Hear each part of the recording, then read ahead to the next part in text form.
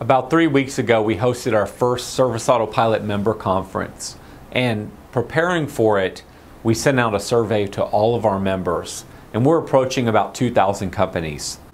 And one of the top things that we heard from our members was they wanted encouragement. They wanted to be encouraged in building their businesses. They wanted to be encouraged in just creating something great and continuing on and pushing through the grind. I get that. And I think the risk is that if you read the forum in the industry too often, if you look at the forums, if you talk to too many people that have been grinding it out for 10 or 15 years and haven't really got anywhere, you'll get beat down. You'll think that it's too hard, that there's too much competition, there's too many people beating down the price, that it isn't a good industry. If I could give you any encouragement, and I of course do not have all the answers, but I feel like I've been incredibly blessed. I'm in my late 30s now. I've been working on this stuff for quite a while, and I've been kind of grinding it out for quite some time now, and I've been in a bunch of different businesses. And while I've been successful, I've also been through all the exact same struggles as everyone else. I've just worked really, really hard and put in a lot of hours. And what I've come to conclude is, yes, every industry has challenges, every industry has frustrations, but there generally isn't an industry that just completely dominates and is so much better than every other industry. It's worth learning what you're doing, going deep with what you're doing, figuring it out, and pushing on. I've been really successful. I have a big lawn care company, but I'm not the biggest lawn care company. In fact, if I had chosen to be a commercial company, I could be far bigger than I am now. But I chose residential very strategically. I feel like it's a harder business to build. It's a little bit slower path. If you talk to a lot of guys in residential, you'll get the feeling that residential isn't very good.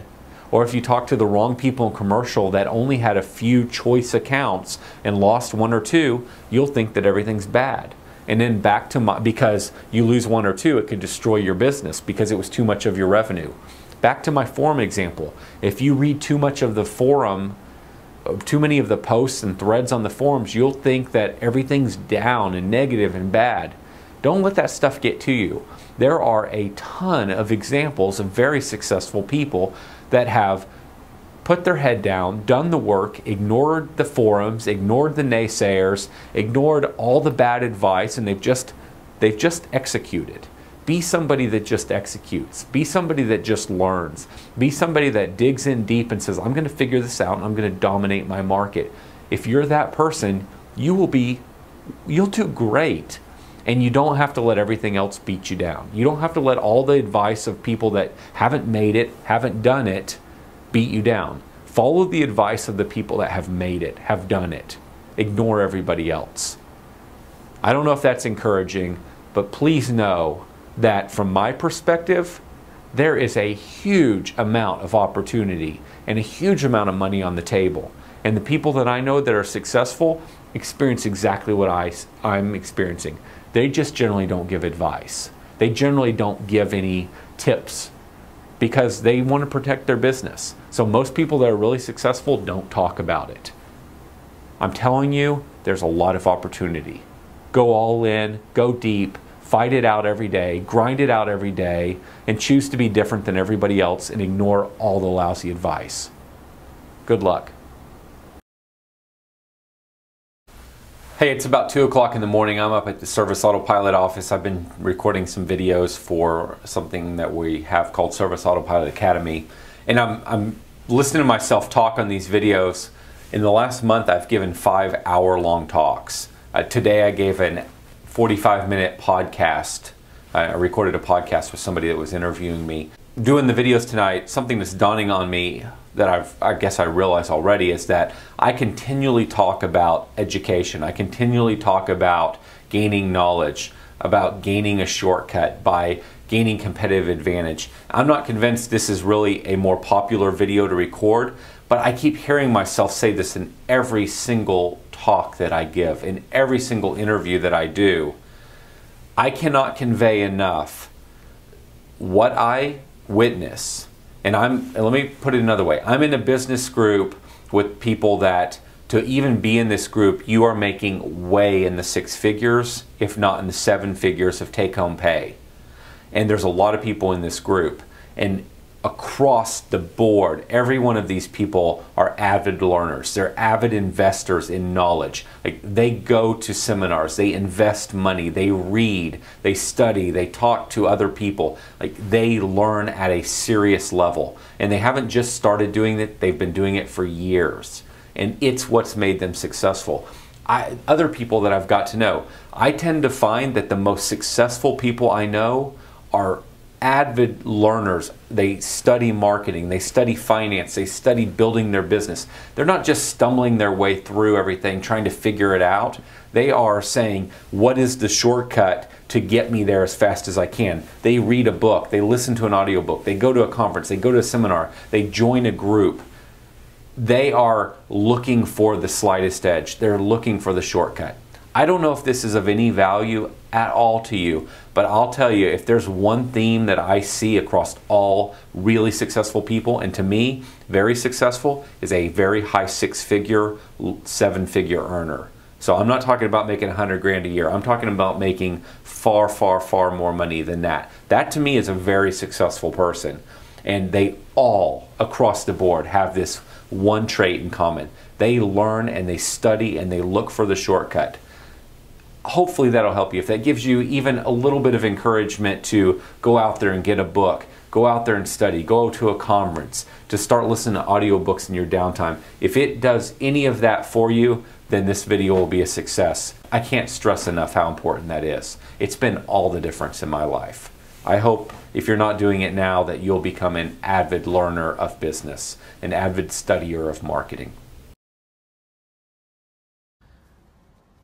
I don't know how many people I've told record videos. At least create a video of yourself talking, explaining why you're different than all your competitors. Put it up on your website. Be real. So I'm at the office tonight shooting some video. I often shoot quite a few videos at one time. For the daily cut, I do tend to do a couple videos at a time, and then I do some one-off videos on an individual daily basis. So let me show you what it looks like to shoot a video. Now right now I'm holding my iPhone up. I mean, literally, I'm holding an iPhone up. I don't have a mic on, I don't have anything on. I'm just holding my iPhone up and I'm shooting a video. This is one way to do it. Or I'm going to show you my office that's a total disaster right now because I'm trying to shoot a little bit higher quality video. So here's an example of what it takes. It's not that expensive. If all you do is the iPhone video, you're ahead of 99.9% of your competitors. So here's the mess that I've got going on tonight. So I'm going to back up here a bit. So this is, you're looking at my office. Normally my office is pretty clean. You can kind of see what's going on inside my office right now. I mean, it's a total rig job. So check this out. So here I've got on my little table that seats about 4 or 5 people, I've got my tripod with my camera. Behind it, I was actually looking at a teleprompt to remind me of some of my key points in one of my videos. Look at, it's a total rig job. I've got a table going with a couple boxes on top of it, and then on top of this I set my laptop. My laptop's actually sitting over there right now. So I set my laptop up here so that I can look at my video. So I'll give you my perspective. So I'm standing in front of a couple, I'm gonna blind you, but I'm standing in front of a couple lights. So I put that camera behind, or excuse me, I put my laptop behind my camera so I can be reminded of a few key bullet points in one of my videos. I'm recording a selling video basically. But you can just kind of look around here and see my office is a disaster. But it's not that complicated. And this is the most complicated way that I shoot video. So I've got this white backdrop that really does suck. Look how wrinkled it is. I've got a couple lights. You can go buy all of this on the web for 300 bucks. Now the camera's more expensive. That's probably $800. But you could do this on your iPhone. Everything else is completely rigged. And this is I brought an extra shirt up here to shoot a couple videos so it looks like I'm doing it across a couple different days. So I'm batching up my videos. So hopefully you get the idea here. And maybe the danger in showing you this is that you'll think, oh man, that's a lot of work. I got to go spend some money and buy this stuff. But keep in mind, the beginning of this video is me on an iPhone. If you just do this, if you just talk to your iPhone, take this video, drop it on your website, you're ahead of, like I said, 99.5% of everybody else. And if you want to get this advanced, you're ahead of almost everybody. And there's a whole lot more fancier setups than this. So shoot video. It really does help you sell.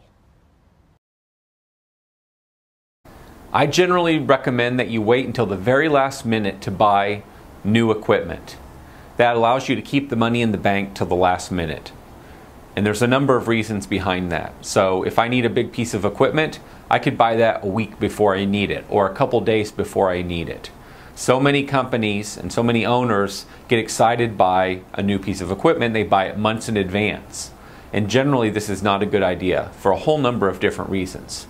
Well, this is the beginning of December, and December is a time when there might be an exception that makes sense in your business. So this is the time of year when buying some equipment, pre-spending money on chemicals, pre-spending money on supplies that you'll be needing in the first quarter of the year makes sense. You can take a full deduction in some cases of this equipment, maybe even a truck if the gross weight of that truck is high enough, and you can write it off in full on your taxes in this calendar year, which will bring down your tax bill for the year, giving you more money, leaving more money in your pocket to spend and reinvest into your business next year. So if you have extra cash in the bank, you can spend that cash, buy the equipment now that you might need in February or March, and get the full tax deduction on your 2014 taxes. Or if you buy that equipment and you finance it, even though it's financed, you can fully depreciate it in this calendar year, getting the entire deduction this year, saving you money. Basically, instead of giving the money to the IRS, you can take that same money and reinvest it in your business.